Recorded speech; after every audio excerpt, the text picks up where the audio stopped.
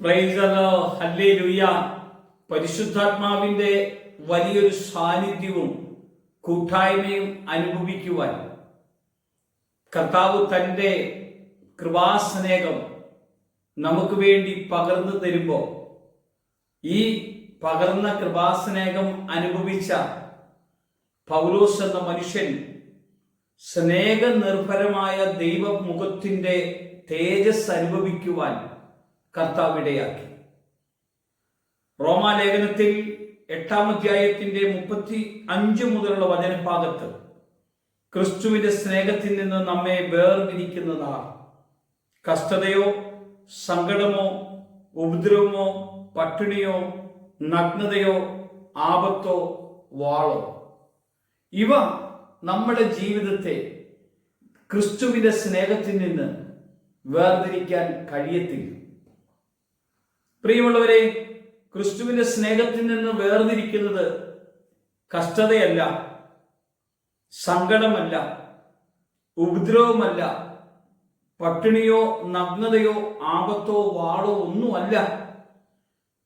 ദൈവസ്നേഹത്തിൽ നിന്ന് നമ്മെ വേർതിരിക്കാൻ ഇതിനൊന്നും കഴിയത്തില്ല. പൗലോസിന്റെ ജീവിതത്തിൽ ഈ സ്നേഹം അനുഭവിക്കുവാനോ ഇടവന്നുള്ളൂ. നല്ലൊരു തലവറ അനുഭവം പൗലോസ് ദൈവസ്നേഹത്തെ ആസ്വദിക്കുകയാണ് ചെയ്തത്. കപ്പൽ യാത്രകളിൽ പൗലോസ് ദൈവസ്നേഹം അനുഭവിക്കുക ചെയ്തത്. പൗലോസ് തീ കാഞ്ഞുകൊണ്ടിരിക്കുമ്പോൾ ചുള്ളിക്കമ്പുകൾ ഒടിച്ച് തീക്കകത്തേക്ക് ഇട്ടപ്പോൾ ഒരു അണലി വന്ന് അവന്റെ കയ്യെ കടിച്ചു. കണ്ടു നിന്നവർ അവനിപ്പോൾ മരിച്ചു വീഴുമെന്ന് പറഞ്ഞപ്പോൾ പൗലോസ് അതൊന്ന് കുടഞ്ഞു കളഞ്ഞു. ദൈവസ്നേഹം ജീവിതത്തെ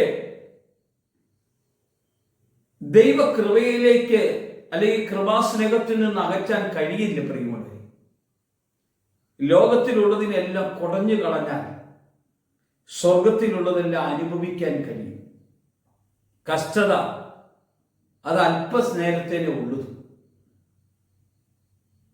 നമ്മുടെ പ്രയാസങ്ങളെല്ലാം അല്പസമയത്തേക്കേ ഉള്ളൂ. ചിലർ നമ്മളെ വേദനിപ്പിച്ചേക്കാം, അത് അല്പസമയം. സങ്കടം അത് അല്പസമയം. ഉപദ്രവം അത് അല്പസമയം. പട്ടിണി, നഗ്നത, ആപത്തോ, വാളോ, ഇതൊന്നും അവന്റെ സ്നേഹത്തിൽ നിന്ന് നമ്മെ വേർതിരിക്കാൻ കഴിയുന്നതല്ല. പിന്നെ എങ്ങനെയാ അവന്റെ സ്നേഹത്തിൽ നിന്ന് വേർതിരിയുന്നത്? അവന്റെ വചനത്തിൽ നിന്ന് വ്യത്യസ്തമായി പാപത്തിന്റെ വഴികളിലേക്ക് പോകുമ്പോഴാണ് അവന്റെ സ്നേഹത്തിൽ നിന്ന് നമ്മളെ വേർതിരിച്ച് വിടുന്നത്. ഗലാത്യ ലേഖനത്തിൽ 5-ാം അധ്യായത്തിന്റെ 19 മുതലുള്ള വചനഭാഗം ജഡത്തിന്റെ മോഹങ്ങളിലേക്ക് കടന്നു പോകുമ്പോഴാണ് ദൈവസ്നേഹത്തിൽ നിന്ന് വേർവിട്ടു പോകാൻ ഇടവരുന്നത്. അല്ലാതെ ലോകത്തിലുള്ളതൊന്നും കണ്ട്, ലോകത്തിൻ്റെതായ ഒന്നും ശ്രദ്ധിച്ച്, ലോകത്തിൽ നിന്നുള്ള ഒരു പീഡനവും കർത്താവിന്റെ സ്നേഹത്തിൽ നിന്ന് നമ്മെ വേർതിരിക്കാൻ കഴിയില്ല. എന്തുകൊണ്ടാണ്? പരിശുദ്ധാത്മാവിലൂടെയാണ് ഈ ദൈവസ്നേഹം നമ്മുടെയൊക്കെ ഹൃദയത്തിലേക്ക് ചൊരിയപ്പെട്ടത്.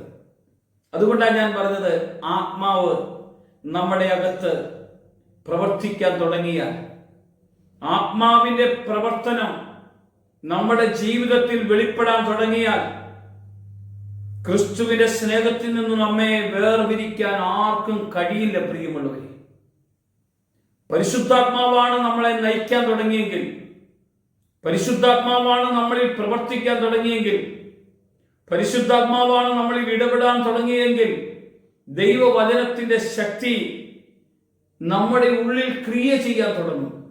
നമ്മൾ പ്രാർത്ഥിക്കുന്ന മനുഷ്യന്റെ അകത്ത് തീ ഇറങ്ങും.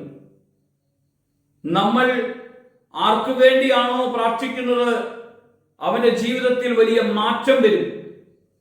അവന്റെ ബന്ധനങ്ങളെല്ലാം അഴിഞ്ഞു പോകുന്നത് കാണാൻ കഴിയും. അവന്റെ രോഗത്തിന്റെ കെട്ടുകളെല്ലാം നീങ്ങിപ്പോകുന്നത് കാണാൻ കഴിയും. കാരണം ഈ ദൈവസ്നേഹം നമ്മുടെ അകത്ത് അതുപോലെ പ്രവർത്തിക്കാൻ ദൈവം ഇടയാക്കും. പ്രവർത്തിക്കുന്ന ഒരു കർത്താവിനെ ഇന്ന് ഈ പ്രഭാതത്തിൽ നമുക്ക് കാണാൻ കഴിയാമോ? ഈ അഭിഷേകം മന്ന എന്ന ഈ വചന സന്ദേശം കേൾക്കുമ്പോൾ ഈ വചനം നിങ്ങളുടെ ഹൃദയത്തിൽ വെളിപ്പെടണം. പ്രിയമുള്ളവരെ, ഏത് പ്രതിസന്ധികളുടെ നടുവിലും ക്രിസ്തുവിന്റെ സ്നേഹം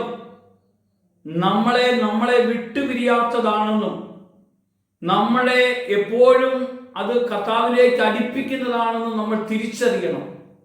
ഇതൊരു മനുഷ്യൻ പറഞ്ഞു തന്നതല്ല, ഇത് ആത്മാവിലൂടെയാണ് ഇത് ക്രിസ്തുവിന്റെ സ്നേഹം എന്റെ അകത്ത് വെളിപ്പെട്ടത്. കർത്താവ് നമ്മളെ സ്നേഹിച്ചത് സ്നേഹിതന് വേണ്ടി ജീവൻ അർപ്പിക്കുന്നേക്കാൾ വലിയ സ്നേഹമില്ലെന്ന് പറഞ്ഞ് നമുക്ക് വേണ്ടി ജീവൻ അർപ്പിച്ചെങ്കിൽ ആ സ്നേഹത്തിന്റെ ആഴത്തിലേക്ക് പരിശുദ്ധാത്മാവ് നമ്മളെ കൊണ്ടുപോകുന്നത്. ഈ വചനം നമ്മുടെ അകത്ത് ക്രിയ ചെയ്യുന്നത് നമുക്ക് അനുഭവപ്പെടാൻ കഴിയും. നിങ്ങൾക്ക് ഈ സ്നേഹം അനുഭവിക്കുവാൻ ഇടയാകണമെങ്കിൽ ഇപ്പോ ഒരു നിമിഷം പ്രാർത്ഥിക്കണം. പരിശുദ്ധനായ ദൈവമേ, നിന്റെ ശക്തിയോ അഭിഷേകവും ആത്മാവിലൂടെ എനിക്ക് തിരിച്ചറിയുവാൻ, ക്രിസ്തുയേശുവിന്റെ സ്നേഹത്തിൽ നിന്ന് എന്നെ വേർപെടുത്തുവാൻ ഈ ലോകത്തിലുള്ള ഒന്നിനും കഴിയില്ല. കാരണം പരിശുദ്ധാത്മാവ് എന്നിൽ ക്രിയ ചെയ്യുകയും എന്നെ നടത്തുകയും ചെയ്യുമ്പോൾ ഞാൻ ആത്മാവിൽ ബലം പ്രാപിക്കും. ആ ശക്തിയാൽ നിറയാൻ അങ്ങിടയാക്കും. ഈ വചനം കേൾക്കുന്ന എല്ലാവരുടെ മേലെ ഈ അഭിഷേകം വെളിപ്പെടട്ടെ. യേശുവിന്റെ നാമത്തിൽ തന്നെ ആമേൻ.